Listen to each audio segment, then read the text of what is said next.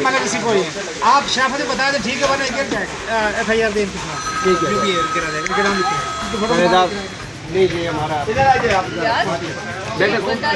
CID news net work کی team نے ایک بڑا مافیا بے نقاب کر دیا جو کئی سالوں سے تقریباً 25 سال سے غیر قانونی پانی استعمال کر رہے تھے. CID news net work F12 میں CDA کی پائپ لائن جو کہ پولیس لائن اور نسٹ یونیورسٹی کو سپلائی کی جا رہی تھی جن سے غیر قانونی کنیکشنز بھی لیے گئے تھے، جہاں پر swimming pool, water filter plants, block فیکٹریوں پر ٹینکروں پر لاکھوں روپوں کے حساب سے پانی فروخت کیا جا رہا تھا، جو کہ پانی جگہ جگہ پہ ضائع بھی ہو رہا تھا. لیکن کسی پاکستانی کو یہ احساس نہیں ہوا کہ ہمارے ملک میں پانی کی کتنی قلت ہے اور ہمیں پانی کیوں ضائع کر رہے ہیں، جس پر CID نیوز نیٹ ورک کی ٹیم نے DG واٹر سپلائی CDA سردار زمر سے رابطہ کیا اور جگہ کی نشاندہی کی، جس پر DG CDA نے خود کھڑے ہو کر انفورسمنٹ پولیس اسسٹنٹ کمشنر کی موجودگی میں آپریشن کیا اور متعدد غیر قانونی کنیکشنز کاٹ دیے، جس پر لوگوں نے بدتمیزی کی اور ان کے خلاف FIR بھی کاٹی. نہ صرف یہ بلکہ اس کے ساتھ ساتھ ابھی بھی صحافیوں کو ان کی طرف سے دھمکیاں مل رہی ہیں.